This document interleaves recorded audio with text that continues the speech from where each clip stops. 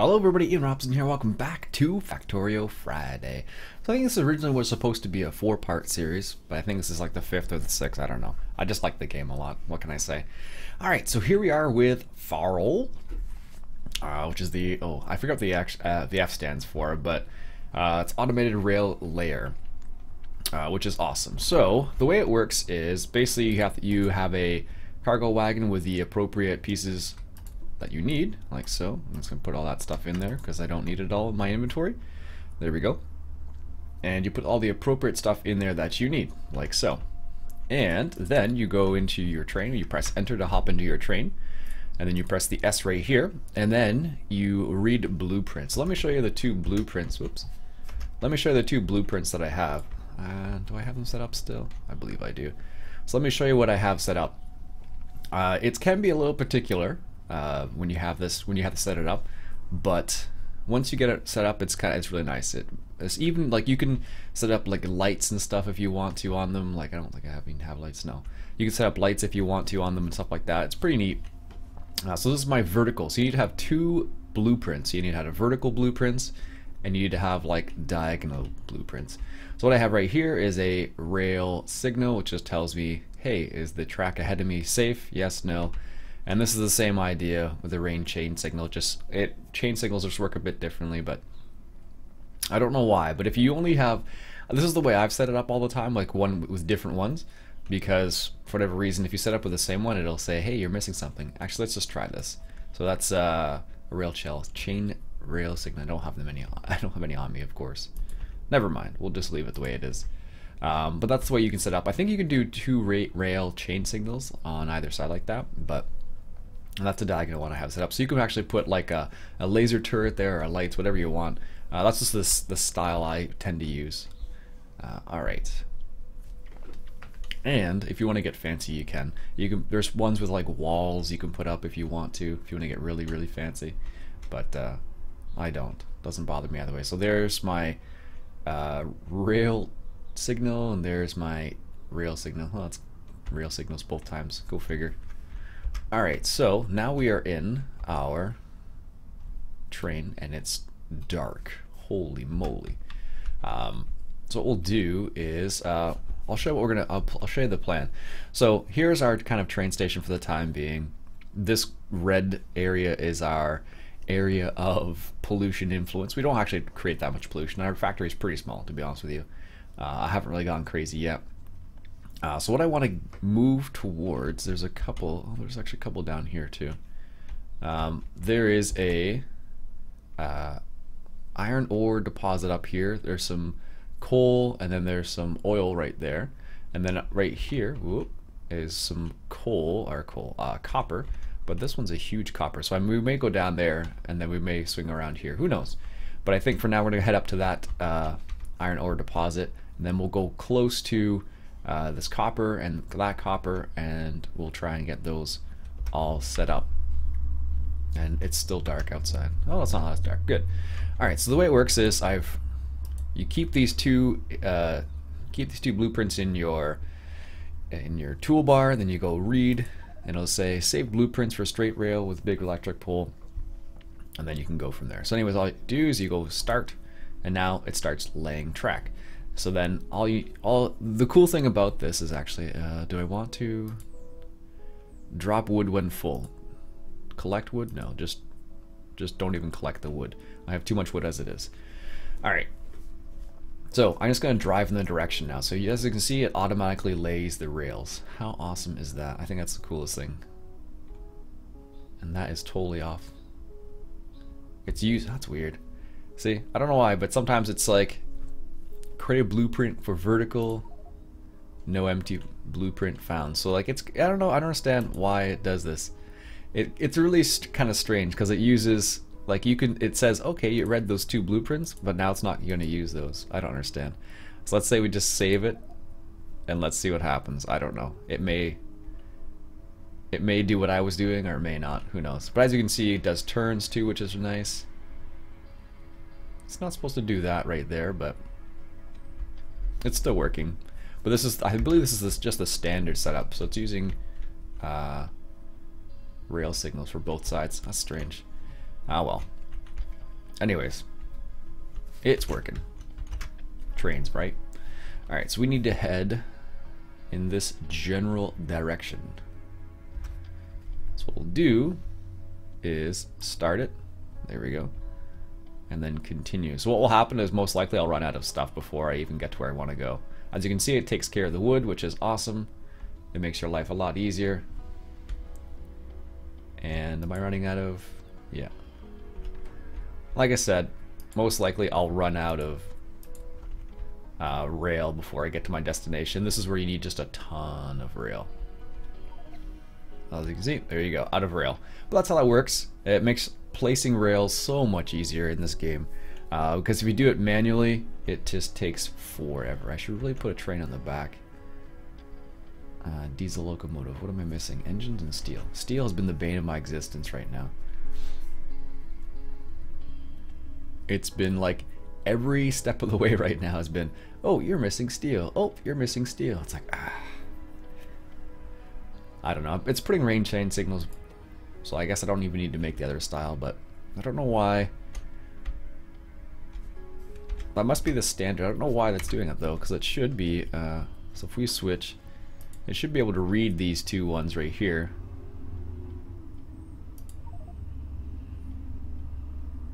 And then, I don't know, that's weird.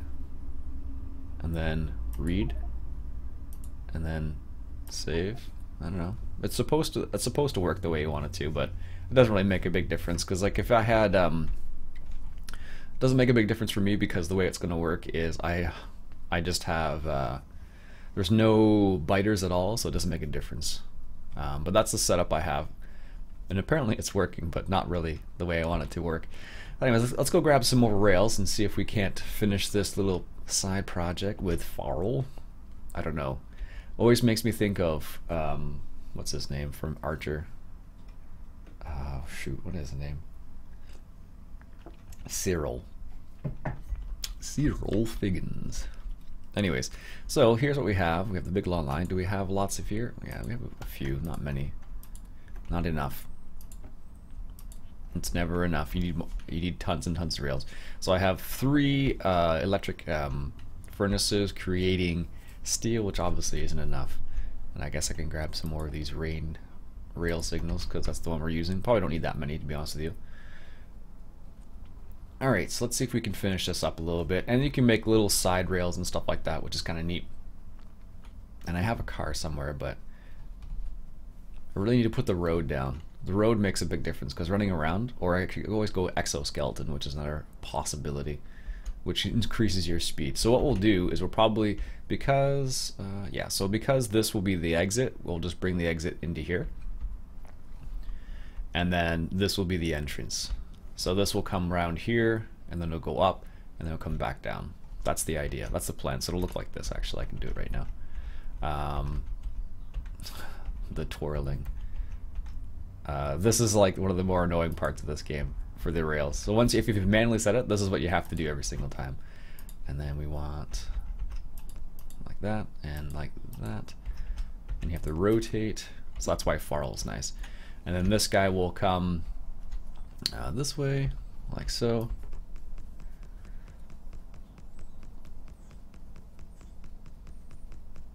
And we'll just do it like this. Alright, that's probably too many.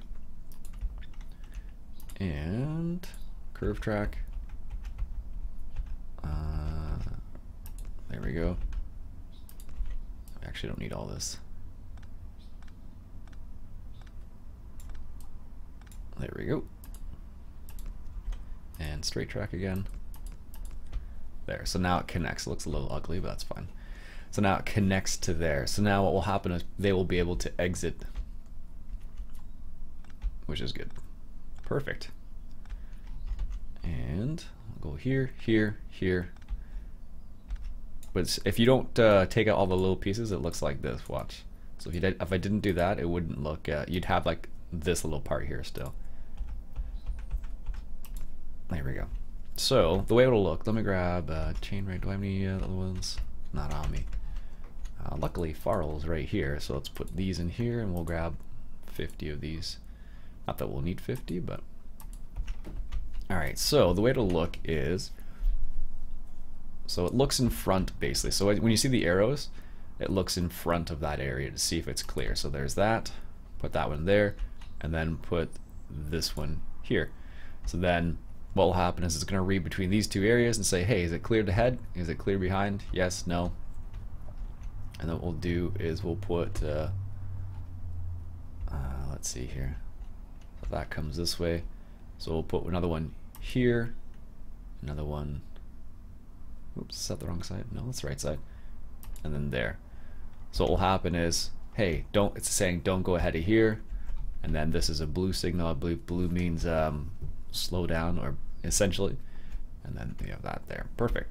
So then eventually we'll make some other areas here. I can expand this vertically, which is nice. And so let's do this, and then we'll have this, this, and then that. So then they can tell, hey, should I go forward or should I not? Like that, and like that. I like to put it in little blocks. Alright, so let's continue. Let's put some more of these vertical rails in here. That's not going to be enough. I'm not even going to bother. But that's how that kind of works. So then what you can do here is, I need some of these. So we'll have a train stop here. And what I like to call the train stops is just basically, you know, it sounds silly, but basically by the name. So like you can rename it. So I want this one to be the, let's say the iron ore exit. And then you just click that. So now that's called iron ore exit. So what happens is you'll have a train come in to this little section, and then you have your conveyor belts unloading. So what I'm going to do is I need to decide how to set this up, because here's my smelting right here, and I can actually take this down and put it somewhere else really easily with the robots now, which we have, which have been fantastic. So let me just show you what I did with the robots off camera. So I cleared out all the wood down here, so there it's a big open area there now, which has been fantastic. And I have some logistic robots now, which is good. So what the way it works is, if I put down my robo port, so see how you have like the orange square, then you have like the green square. The orange square is like the logistics network, and then the green square is the construction robots. So if I were to put this down right here, all those trees in the green area, the construction robots could do something with. And the way it works with the orange squares, in order to be connected to another RoboPort, you need to be close to that orange square. So let's just say I want to. Here, I'll show you up here because it'll make the most sense. Because I'm going to do this eventually, anyways.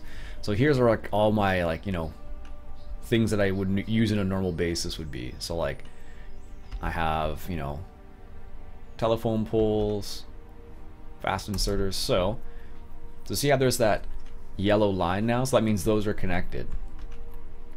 So what you want to do is something like this, where you have them close to each other. So that means they can work together. So if I put logistics robots in here, they can pick up stuff from all over the place. And within that little range though. I want, of course I need red circuits. And I need steel. Steel, man. Steel has been the bane of my existence right now. I really should make a dedicated steel setup. Let's grab these and those for the time being. So that's the way it works. Let's go ahead and grab those logistics robots. And then here you have your logistics networks. Let's say you want to keep 50 conveyor belts on you at all time. Your logistics network robots will automatically go and pick up that. Just steal some steel out of there. Oh, that's terrible. Don't quit your day job, Ian. Jeez. So what we'll do is, these are passive provider chests. Yeah, good. Let's grab some red chips, which are just over here. So that's the reason why I just do that. Oh, I can make 10 now. Sure, let's make 10. Let's make 5 actually. Actually gonna need 10 probably. So what I'm gonna do here is I'm gonna connect this to the network first of all with telephone poles. I don't know why I call them telephone poles. They're really not called telephone poles anymore. And now that's charging up. And then we'll do the same thing over here for this guy. There we go. That guy's charging up. So let me just put some logistics robots in here. So now there's 14. We'll do this. We'll do 7 in there and 7 in the other one, just to show you, to demonstrate how this kind of works. There we go. And let's say I put one of these passive provider chests. Let's say I put them on. Why is this guy? Let's say it was steel. Let's say I want to keep. Yeah, that's a good example. So let's say I want to take the passive provider chests. Now the important thing is to use passive provider chests, not active provider chests. What happens is if you put an active provider chest in this, it'll always pull it into your network, which is you don't necessarily need to do all the time. So I don't have 50 of these horizontal pipes on me. So what I'm going to do is I'm going to say, hey, robots, I want 50 of these on me. So see how these logistics robots are coming here, and then they're picking these pipes up and bring them towards me. So what they're going to do is they're going to do that until I have 50 on my person. How awesome is that? So that's with the passive provider chest. So I want to do the same thing here with these guys and say, hey, I want at least 50 of these pipes right here. And as you can see, they move really slow right now, and that's why I need to move over to get some research done, because that's going to take forever. But that's how that works in that context. So you can have, let's see, passive provider for this, and for that, and that's important, and this and this. So now I can access all of these things. So let's say I want to keep at least 50 fast inserters, at least 50 long-handled inserters, at least, what was the other thing I put down? Let's say 50 of these and 50 of those. So now what's going to happen is the robots, whenever I walk into this orange or this yellow-orange zone, they're going to fill up my inventory with these things that I've requested from them. And that's one of the reasons why robots are awesome. There we go. So as you can see, they're filling up my inventory, so now they're going to make sure I keep that many on me at all time. Oh, I already have those? What am I doing? Why am I doing that twice? Oh no, that's not twice, never mind. I thought I was doing that twice somewhere. Let's just steal all of them because they're not going to be very good. So what happens is if I move out of their orange network, so let's say I move out of their orange network right here, or that yellow-orangey zone, they won't be able to bring stuff to me anymore. So that's how that kind of works. And remember, passive provider chest. So what it'll do is it'll just keep it in the passive provider chest until you need it. That's the important thing to remember. Because if you use active provider, it will pull from that all the time, and then your robots will just go ridiculous, and your production will go it'll get silly basically, really quickly. All right, so let's put that in there, and that. There we go. And there's one other thing I wanted to do. I want more steel. Do I have? No, I don't have enough steel. I want to. So again, this is where. So what I'll do is I will. Do I have another robot? I do.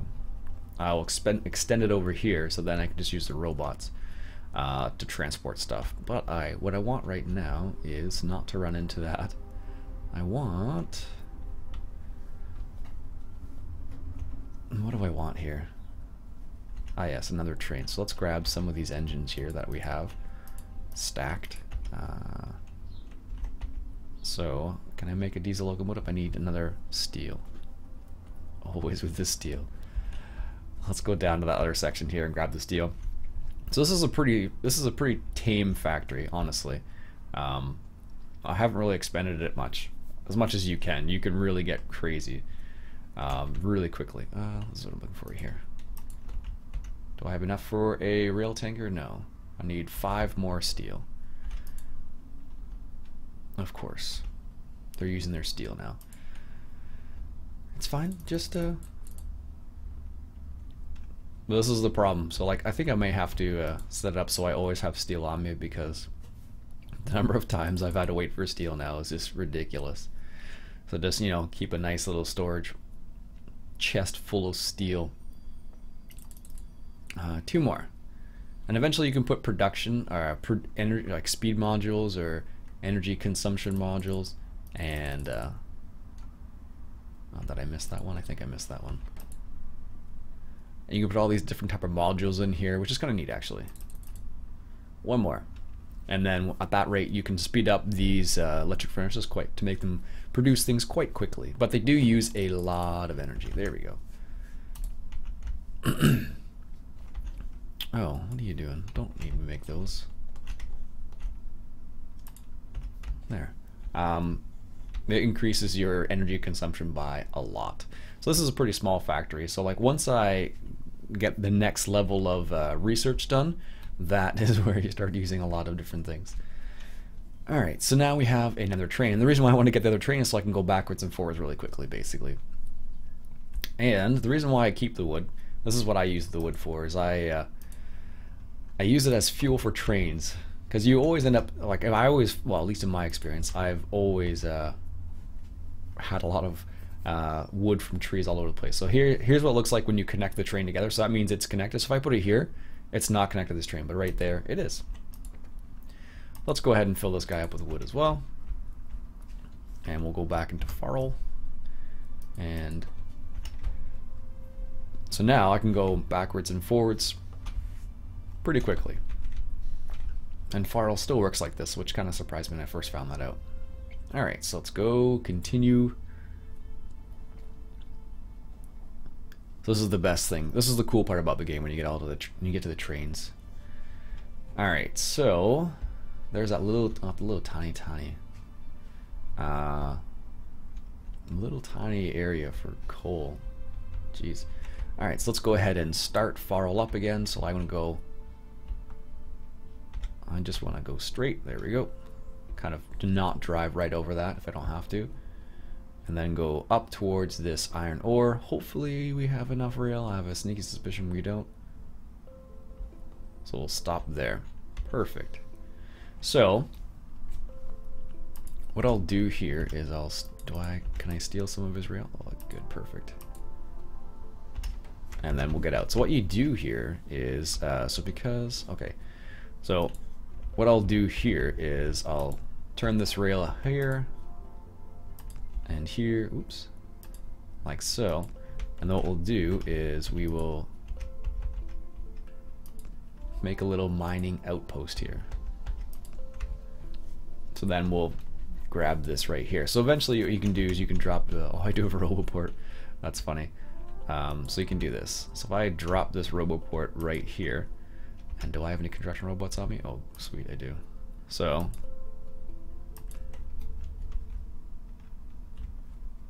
oh, that's not gonna, oh, that's a pain.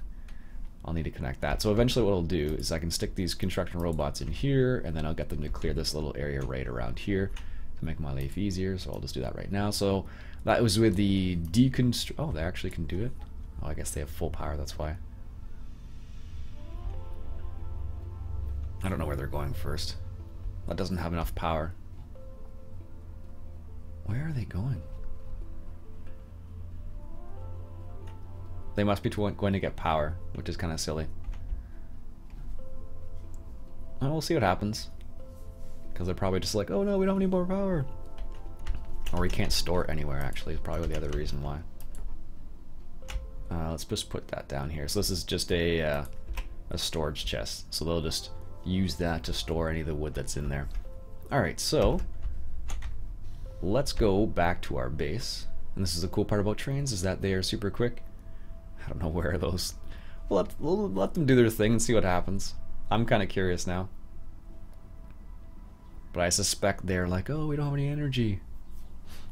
So, that's how fast trains are. Trains, they can actually say how fast they go. They go, oh, we can actually go right back here, I forgot. And be careful, try not to get out of a train when it's still moving. I have done that a couple times now, and it hasn't been pretty.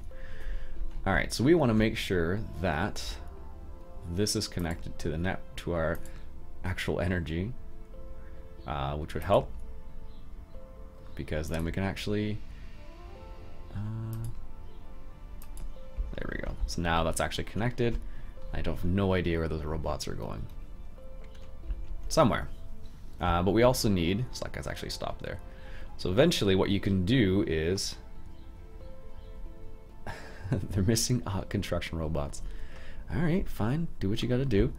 Alright, so we want to get some miners now, which we have, luckily. I have a stack of 50 here. So they can become quite helpful later on to have them produced like that. And I want to be able to create another station. Oh, I do have one, good. So, just gonna grab or go back into the train for a second here, and then we'll head back to that little outpost and we'll create a little area there. Alright, so let's go back to that area and then we'll set up the little outpost here for our iron ore. I don't know where those robots went.